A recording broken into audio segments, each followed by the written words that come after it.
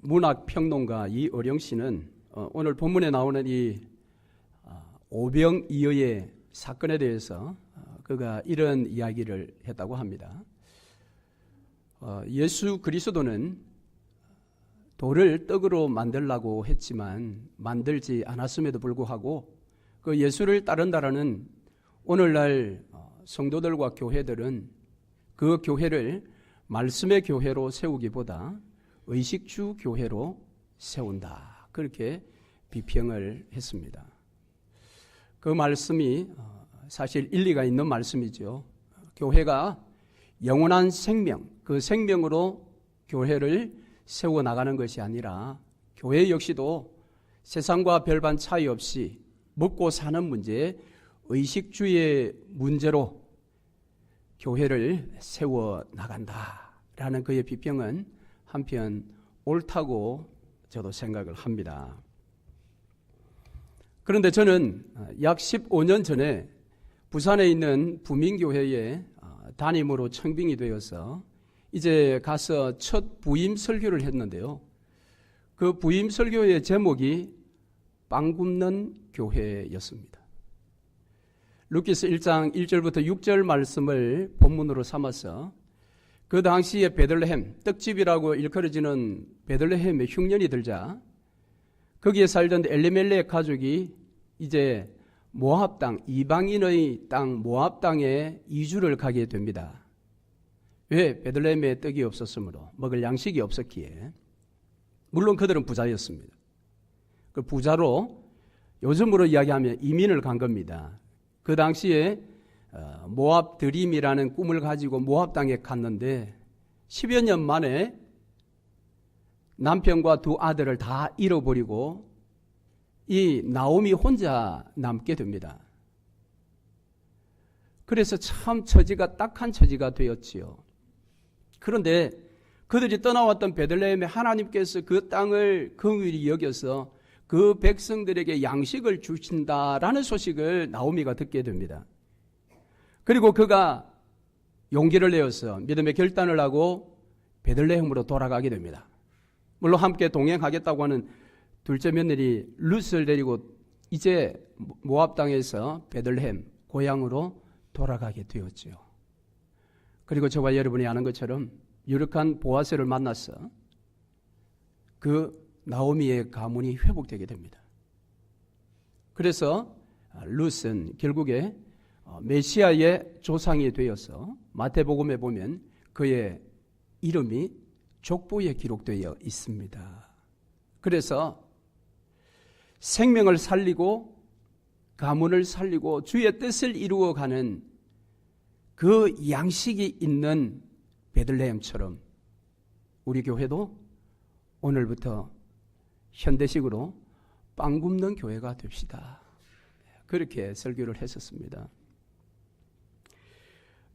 이어령 씨가 만일 그 설교를 들었다면 과연 그는 어떻게 반응을 보이셨을까 궁금하기도 합니다만은 바로 그 빵에 대한 이야기가 오늘 본문에 기록되어 있습니다.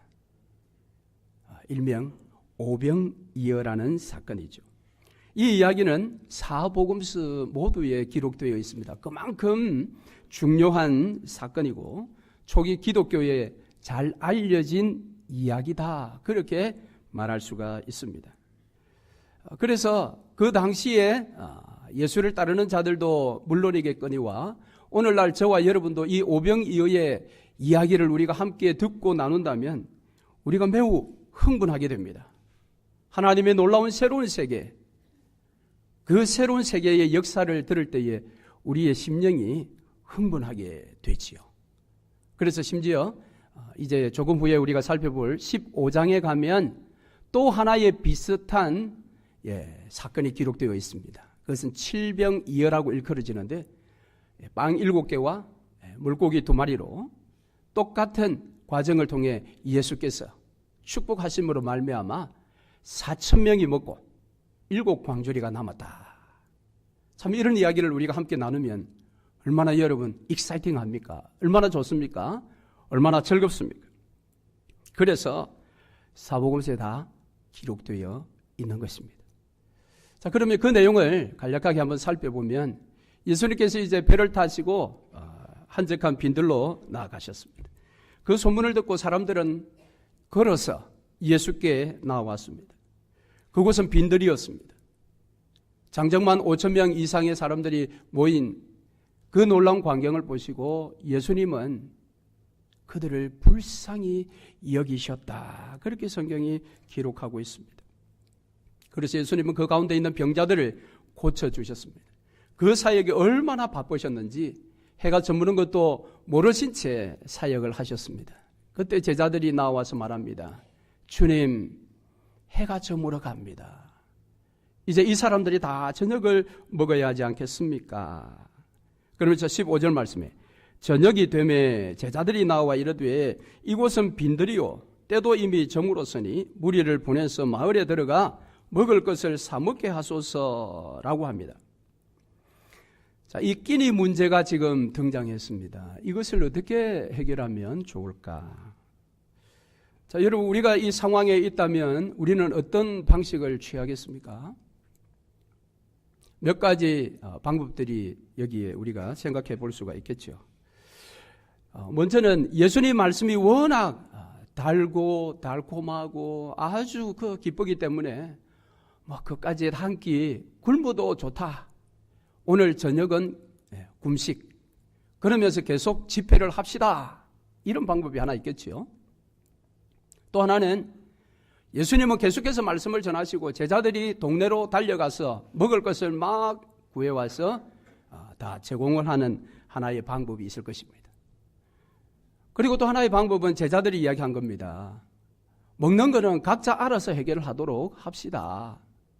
그래서 예수님 저들을 동네로 그냥 보내어서 다시 끼니를 해결하고 모이라고 합시다라고 그렇게 제안을 한 것이고요. 그렇게 보면 세 번째 제안이 가장 좀 합리적이지요. 이 5,000명 먹었다라고 하는데 마태는 굳이 이 기록의 끝부분에 어린아이와 여자들은 제외된 숫자다라고 밝히고 있는데 그렇다면 부녀들과 아이들을 다 합치면 최소한 10,000명 이상인데요. 그들을 먹일 수 있는 방법은 지금도 해결 방법이 없을 겁니다. 그렇지 않겠어요? 그래서 제일 합리적인 것은 각자 알아서 해결하도록 그리고 집회 인도자들은 모른 척하며 그냥 계속 진행하는 방법이 가장 낫지 않을까 그런 생각이 듭니다만은 예수님은 이 제자들이 전혀 생각지 못한 방법을 제안하십니다. 무엇입니까? 오늘 16절 말씀해 보니까 갈 것 없다. 너희가 먹을 것을 주라 그랬습니다. 여러분이 12제자의 입장으로 예수의 지금 집회를 돕고 있습니다. 그래서 이제 식사 문제가 나왔는데 예수님께 제자들처럼 이야기했더니 예수님께서 하시는 말씀이 갈 것 없고 너희가 먹을 것 줘 라고 했을 때 여러분 마음은 어떻겠습니까? 아마 이 제자들은 굉장히 황당했을 겁니다. 뭐지라는 아니면 예수님의 의도가 뭐야?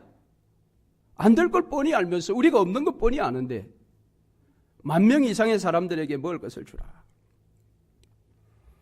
그렇게 하자 제자들이 반응을 보입니다. 오늘 우리 본문에는 기록이 없습니다만은 동일한 사건을 기록한 마가복음에 보면 이 이야기를 듣고 제자들이 그렇게 이야기합니다.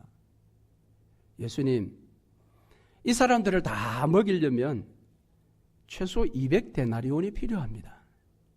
그렇게 이야기합니다. 200데나리온은 오늘날 돈으로 환산하면 한 2천만 원 정도 된다고 합니다. 예수님, 이 사람 다 먹이려면요 2천만 원 돈이 필요합니다. 이 말은 안 된다 소리입니다.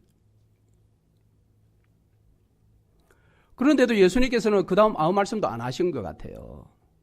그냥 묵묵부답. 그랬더니 이제 제자들이 예수님 말씀에 그들이 할 수 있는 순종을 합니다. 그게 무엇인가 하면 그럼 우리 가운데 먹을 것이 없는가 살펴보고 딱 예수님께 가져온 것이 있는데 그것이 바로 빵 5개, 그리고 물고기 2마리입니다. 예수님, 이것뿐입니다. 라고 말씀했습니다. 그랬더니 예수님께서 좌중들을 다 앉히라고 하시고 이제 축복기도, 식사에 축복기도를 하시고 빵과 물고기를 나누어 주라고 그렇게 했습니다. 그렇게 해서 제자들이 순종해서 다 나누어 주었더니 5,000명이 먹고 12광주리가 남았다. 뭐 다른 세부적인 설명이 없습니다. 자, 이것이 오늘 본문의 사건의 개략적인 이야기인데요. 문제는 이 이야기를 우리가 믿을 수 있는가라는 거죠. 여러분, 이 이야기가 실제 역사 속에 일어났다고 여러분 믿으십니까? 답을 안 하시는 분들은 답하기는 곤란하고 안 하기도 곤란하고, 그죠? 성경에 기록되어 있으니까 안 믿을 수는 없고 믿자니 이게 돼? 여러분들만의 고민은 아닙니다. 이것은 신학자들의 고민이었어요. 와, 이걸 도대체 믿으라는 거야? 특히나 지금은 우리가 계몽주의 시대의 후예들입니다. 계몽주의가 무엇입니까? 이성을 최고로 취급하는 시대가 계몽주의 시대입니다. 그러니까 이성적으로 볼 때 이건 안 맞으면 다 거짓으로 취급하는 것이 계몽주의입니다. 그러니까 여기에 지금 사건도 오늘날 신학자들이 가만히 들여다볼 때 이게 과연 말이 되는 소리냐라는 것이죠. 그러다 보니까 어떤 신학의 부류에서는 이것을 어떻게 이제 해석을 하는가 하면 그것이 역사적으로 발생한 사실이냐 아니냐, 그게 뭐 중요하냐. 중요한 것은 이 스토리, 이야기 속에서 하나님이 우리에게 들려주시고자 하시는 교훈만 붙들면 되지, 그것이 굳이 2000년 전에 빈들에서 일어났든지 안 일어났든지 실상 또 알 수도 없고, 그때 함께 참여했던 그 10,000명 가까이 되는 사람들이 지금 살아있는 사람도 아무도 없고, 그러니까 그 부분에 대해서 역사적인 어떤 사실이냐 아니냐라는 그 부분은 관로 속에 집어넣어 놓고 그저 여기에서 하나님이 우리에게 주시고자 하시는 교훈만 받으면 돼 라는 신학자들도 많습니다. 그런데 그런 신학자들이 별로 인지도가 없느냐 하면 그렇지가 않습니다. 여러분, 만일 그렇게 성경을 본다면 우리가 다음 주에 살펴볼 예수님 무리를 걸으셨다, 이것도 빼야 되는 거예요. 아니, 사람이 어떻게 무리를 걸어? 여러분, 사람이 무리를 걸을 수 있습니까? 없습니까? 걸을 수 있습니다. 제가 그 방법을 가르쳐 드릴까요? 물 앞에 서서 오른발을 내딛습니다. 오른발이 빠지기 직전에 왼발을 내딛습니다. 왼발 빠지기 직전에 오른발을 또 내딛습니다. 무리를 걷습니다. 여러분, 그렇게 하면 성경에 있는 많은 부분들을 다 빼내야 됩니다. 그래서 실제 그들은 성경을 난도질합니다. 그리고 자기들 생각에 이성적으로 그래, 이해할 만한 것만 하나님 말씀이요, 나머지는 다 인간의 말, 거짓말이다. 그러나 여러분, 그렇지 않습니다.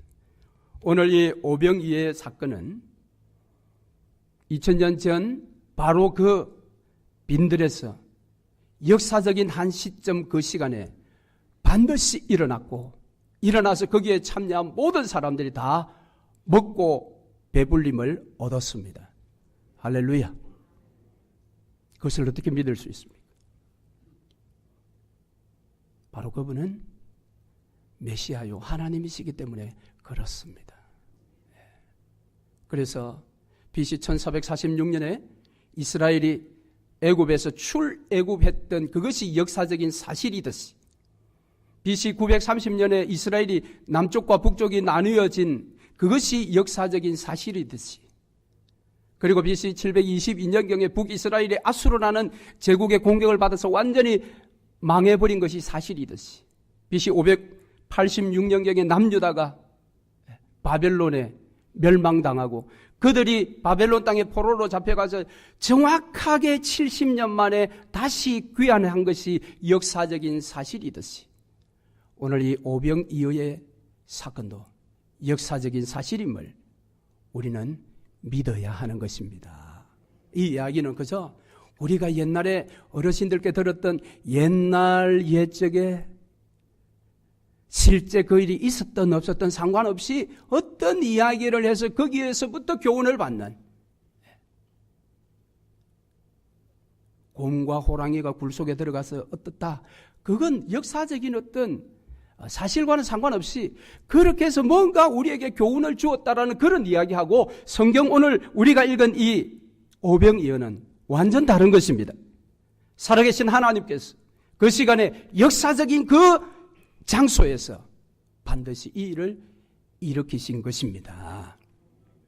그것을 통해서 예수님께서 지난 시간 우리가 살펴본 것처럼 1500년 기간의 제사장 나라의 문을 이제 내리시고 그래서 세례 요한의 죽음을 언급하시며 새로운 은혜와 복음의 시대 하나님 나라 시대를 여는 그 시점에 오늘 오병이어라는 놀라운 기적의 사건을 여기에 기록해 놓으신 것입니다.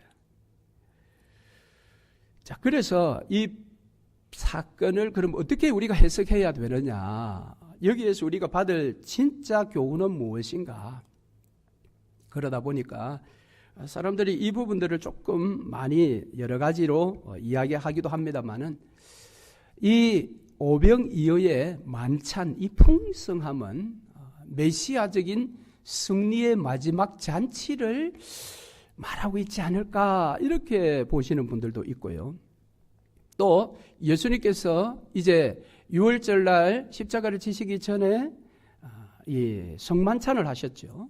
이 성만찬을 이 사건이 지금 미리 보여주고 있는 것은 아닌가 이렇게들 보기도 합니다. 그러나 이 5,000명을 먹이신 것은 메시아적인 최종적인 어떤 잔치를 이야기한다고 보기에는 조금 무리가 있습니다. 왜냐하면 오늘 여기에 언급된 것은 빵과 생선입니다. 이 빵과 생선은 갈릴리 어부들에게 있어서 가장 일상적인 그런 주식입니다. 오늘 여기에 생선이 구워진 것도 없고 또 고급 과일도 없고요. 또 곁들여질 수 있는 포도주도 없습니다. 그러니까 이것을 가지고 그 만찬으로 연결하기는 상당한 무리가 있습니다. 또 이것을 성만찬으로 연결하는 사람들의 주장도 한편 보면 일리 있는 주장도 있기는 합니다. 보통 보면 성만찬, 마태복음에도 성만찬이 기록되어 있죠. 마태복음 26장에 가면 이 성만찬에 4가지 동사가 기록되어 있습니다. 즉 떡과 잔을 가지시고 그 다음 축사하시고 그 다음 떼어서 나누어 주셨다. 이 4가지 동사를 기록해 놓고 있습니다. 성만찬에 있어서 이 4가지 동사가 가지고 있는 의미는 굉장히 중요한데요. 이 오병이어의 사건 속에서도 똑같이 4가지 동사를 가지고 있습니다. 가지사, 축사하시고 떼어서 나누어 주셨다. 그러니까 이 본문이 성만찬을 예표하고 있는 것 아닌가라고 이야기를 합니다. 그러나 오늘 본문에서 우리가 주목해야 될 표현은 20절입니다. 20절 한번 보시죠. 자, 20절 보시면 그들이 배불리 먹었고 그 다음은 음식이 남았다라는 것입니다. 배불리 먹었고 남았다. 자, 이 표현으로 볼 때에 오늘 마태가 이 사건을 기록하면서 마태가 원하는 핵심 포인트는 이 부분이다라는 거죠. 즉 육신적인 필요가 채워졌다라는 겁니다. 육신적인 필요. 물론 이것을 요한이 기록한 요한복음에서 이야기하는 예수는 생명의 떡이요라고 할 때 영적인 떡으로 이렇게 해석을 해도 무리는 없습니다만은 그것보다 더 우선적인 것은 육체의 필요가 채워졌다라는 것입니다. 육체적인 필요. 자, 이것은 열왕기하 4장에 가면 엘리사가 일으킨 기적이 하나 있는데요. 그 기적의 내용이 무엇인가 하면 빵 20개를 가지고 100명을 먹인 것입니다. 그리고 채소가 또 한 그룹이 있었는데 채소도 함께 곁들였는데 어쨌든 100명이 먹고 남았다라는 기록이 열왕기하 4장에 기록되어 있습니다. 그러니까 그때에 선지자로서 그와 함께 했던 아마 그 선지 생도들인 것 같아요. 선지 학교에 있는 생도들이 그들을 먹이고도 남았다. 그러면 선지자 중에 선지자이신 예수 그리스도께서 이 땅에 오셔서 오늘 이 사건을 통해서 5,000명을 먹이시고도 남기셨다. 그러니까 그 백성들을 불쌍히 여기는 예수님, 그 불쌍히 여긴다는 것은 육체의 배고픔입니다. 그래서 오늘 여기에서 우리가 그 부분을 오히려 주목하는 것이 더 합당하다. 그렇게 저는 보는 것입니다. 자, 그러면 이 일을 어떻게 일으키셨느냐? 예수님께서 그 무리들을 불쌍히 여기며 그들의 육체의 필요, 병이면 병을 고쳐주시고 배고픔이면 배고픔을 채워주셨는데 그것을 어떻게 해결해 주셨는가?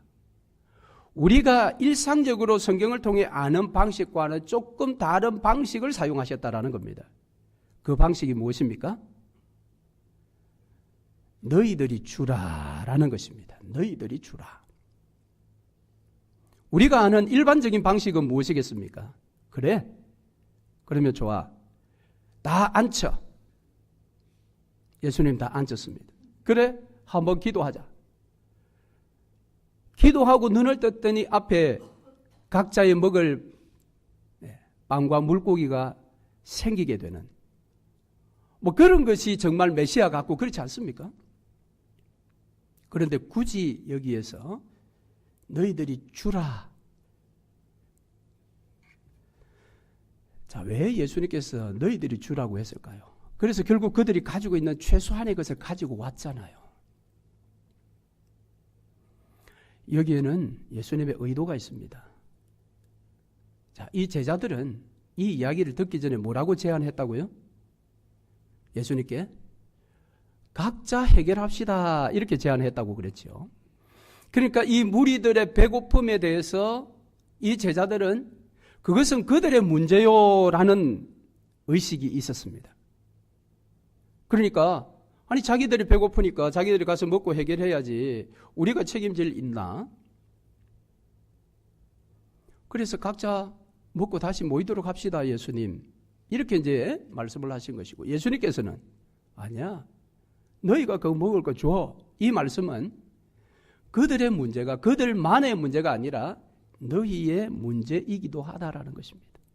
그럴 때에 이들이 예수님의 그 의도를 캐치했는지는 모르겠지만은 거기 가서 빵 5개 물고기 2마리를 가지고 예수께 나왔다라는 것입니다. 그때 예수님 축복 기도하셨습니다. 자, 그러면 오늘 이것을 우리에게 적용하면 어떻게 될까요? 오늘 이 시대에 저와 여러분에게. 저는 이제 설교를 준비하면서 그 문장이 기억났습니다. 주기도문 중에 하나, 오늘 우리에게 일용할 양식을 주옵소서. 여러분 그 기도 매일 하십니까? 지난 연말에 주기도문 우리 강의하면서 매일 하시라고 했지요. 매일매일 우리가 일용할 양식을 달라고 기도해야 하는데 거기에 굳이 복수 우리를 왜 주님이 가르쳐 주셨느냐. 내 먹을 것만 각자 내 먹을 것만 가지면 되지 않습니까? 그런데 우리라고 이야기를 하고 있습니다. 자, 왜 이 말씀이 생각났느냐. 오늘 우리 가운데는 육체의 필요를 가지고 있는 사람들이 많습니다. 세상에 나가도 많지만 우리 교회 안에도 많이 계세요. 그런데 그분들의 육체적인 필요를 예수님께서는 채워주기를 원하십니다. 왜? 예수님은 저와 여러분을 불쌍히 여기시니까.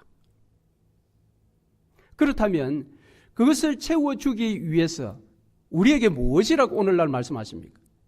너가 그걸 채워줘라고 말씀하신다라는 겁니다. 그럼 우리는 그 말씀 앞에 어떻게 반응을 보여야 합니까? 내가 가진 것이 무엇인지를 돌아보고 그것을 가지고 나와서 주님 여기 있습니다라고 해야 합니다. 즉 이 말은 우리가 날마다 우리에게 일용할 양식을 주옵소서라고 기도할 때에 내 것은 아무것도 내어놓지 않은 채 우리에게 일용할 양식을 주옵소서라고 기도하니 그 기도가 강력하게 역사하지 않는 것입니다. 여러분이 가지고 있는 것이 없다고요? 그렇게 생각할 수 있습니다. 제자들이 그렇게 생각했을 거니까. 그리고 그것이 너무 작다고요? 걱정하지 마십시오. 문제는 여러분이 가지고 있는 것을 내어놓으며 그것 위에 우리에게 일용할 양식을 주옵소서라고 기도할 때에 나만 배부른 것이 아니라 우리 모두가 배부를 수 있다라는 것입니다.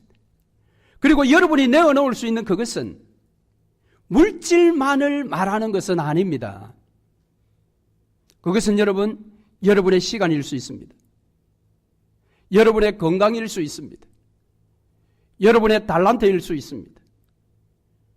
그것을 주를 위해 드리면서 그 위에 주님 여기 있사오니 우리에게 일용할 양식을 주옵소서라고 기도할 때에 적어도 우리 가운데 있는 육체의 필요들은 점점 주님으로부터 채워질 것입니다. 할렐루야. 그렇게 되어야 합니다.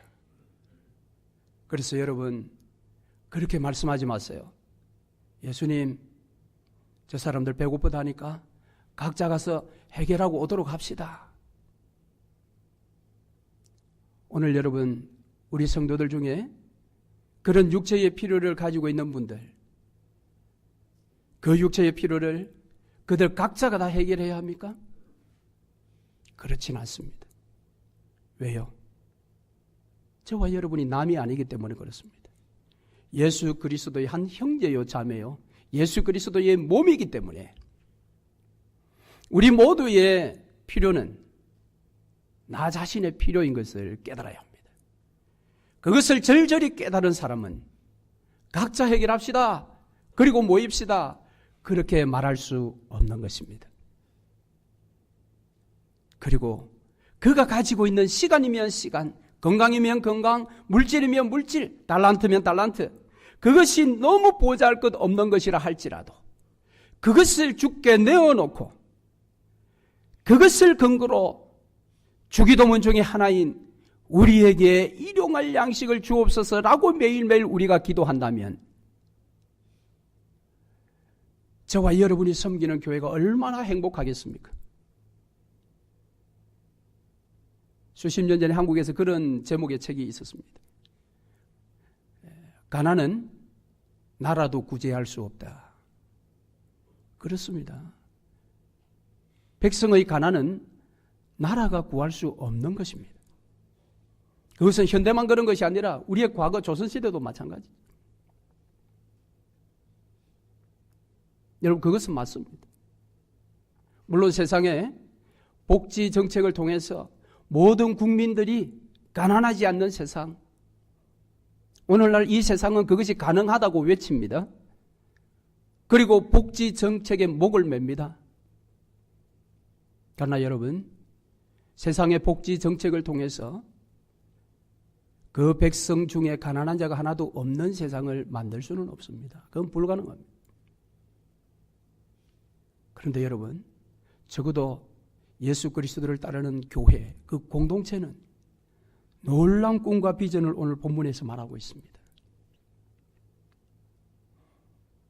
너희가 우리에게 일용할 양식을 달라라고 기도하느냐? 그 기도는 매일 하는 기도입니다, 여러분. 그런데 매일매일 내가 그 기도를 하면서 내 것을 내어놓지 아니하고 그 기도만 할 때에 우리에게는 여전히 배고픔이 있습니다. 육체적인 필요가 해결되지 않습니다. 사랑하는 성도 여러분, 우리는 매일매일 주기도를 해야 됩니다. 왜? 예수님 가르쳐 주신 기도니까. 그 주기도를 하지 않으면 우리 영이 죽습니다. 죽어갑니다. 파리해져 죽어가고 있습니다. 매일매일 우리가 기도할 때에, 주님 가르쳐 주신 이 주기도를 따라 기도할 때에 우리에게 일용할 양식을 주옵소서 라고 우리가 기도하는 그때에 이 오병이어 사건을 여러분 기억하십시오. 주님 말씀하십니다. 너희가 주라. 너희가 주라. 여러분의 것을 주께 내어놓으시기를 바랍니다. 그리고 기도하십시다. 주님, 우리에게 일용할 양식을 주옵소서. 이것이 그들도 살고 나도 사는, 우리 모두가 사는 길인 것입니다. 이 놀라운 역사가 저와 여러분이 섬기는 교회 가운데 일어나시기를 주의 이름으로 축원합니다. 아멘.